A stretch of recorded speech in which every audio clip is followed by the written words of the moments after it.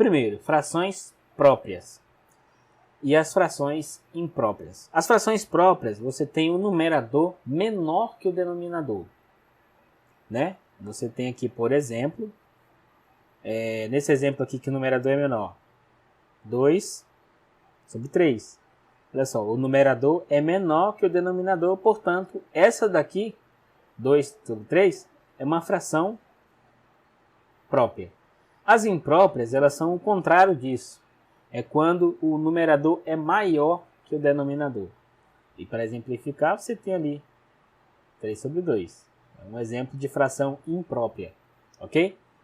Ou seja, as frações próprias são frações que representam números que pertencem ao intervalo menos 1 e 1. Tá? No caso desses números aqui não serem positivos, né? Ou pelo menos um deles for negativo. Se por acaso o menos 2 for negativo, você tem aqui um número negativo, né? E essa divisão aqui sempre está nesse intervalo. Não pode ser menos 1 nem 1, né? Porque se encaixa em outro tipo de fração, né? Mas se está nesse intervalo, quer dizer que ela é própria, né? E se por acaso estiver nesse conjunto aqui, então ela é imprópria, né? São frações impróprias.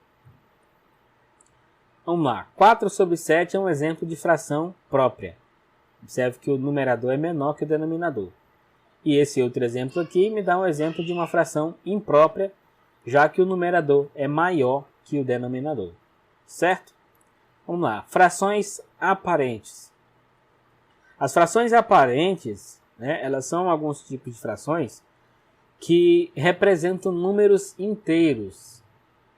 E as frações mistas são aquelas frações em que você tem um número inteiro sendo somado a uma fração. Ok? Então o numerador é múltiplo do denominador, no caso das frações aparentes, e você tem que as frações com uma parte inteira e a outra fracionária são essas frações mistas aqui, né?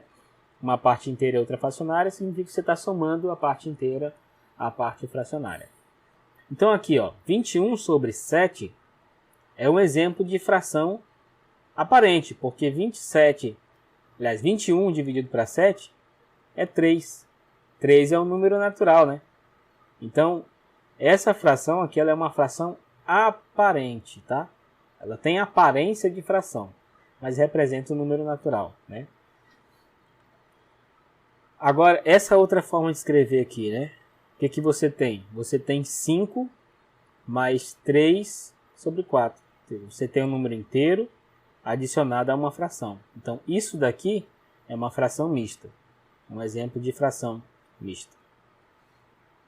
Ou seja, as frações aparentes são frações que representam números inteiros, enquanto que as frações mistas elas são adições, elas são somas de um inteiro com uma fração, como eu já mencionei.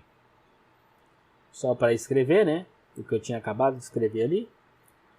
Vamos lá, frações equivalentes. As frações equivalentes são aquelas frações que representam a mesma quantidade.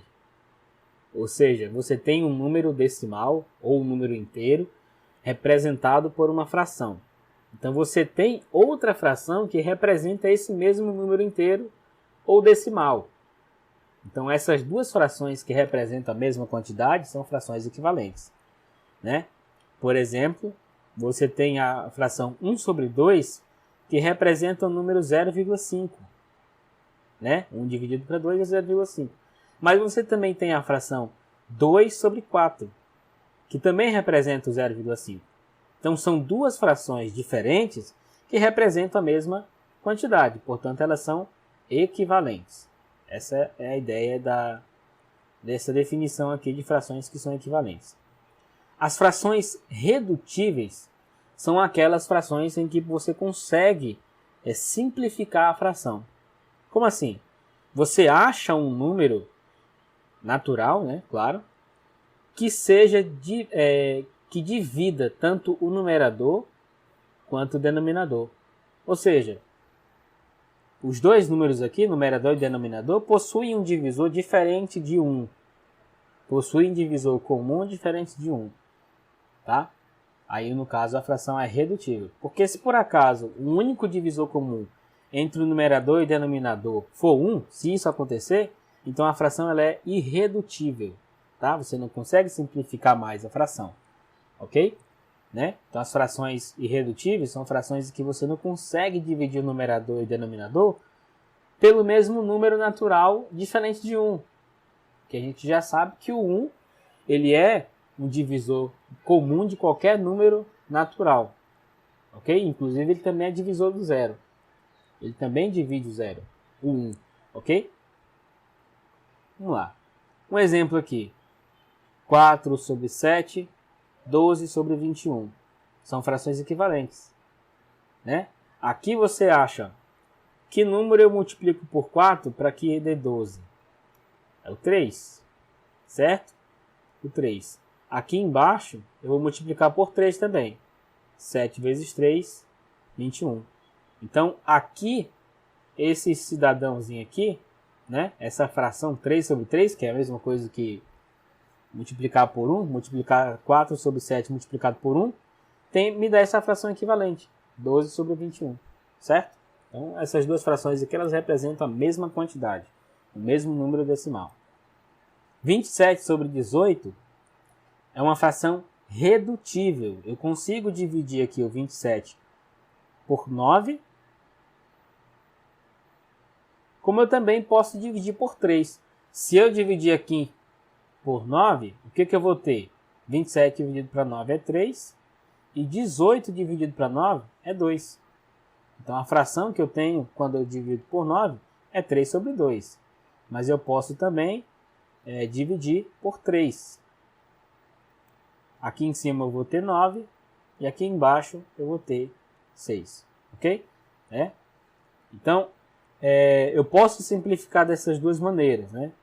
É claro que essa segunda opção aqui não me dá uma fração irredutível, mas a ideia, geralmente, né, é você simplificar até você encontrar a fração irredutível, tá? 27 sobre 18 é uma fração redutível e a fração 7 sobre 3 é uma fração irredutível, porque o 7 e o 3, o único divisor comum deles é o 1. Ok? E você dividir em cima e embaixo aqui por 1, não vai mudar em nada, vai continuar sendo a fração 7 sobre 3. Tá? Essa fração aqui ela é irredutível.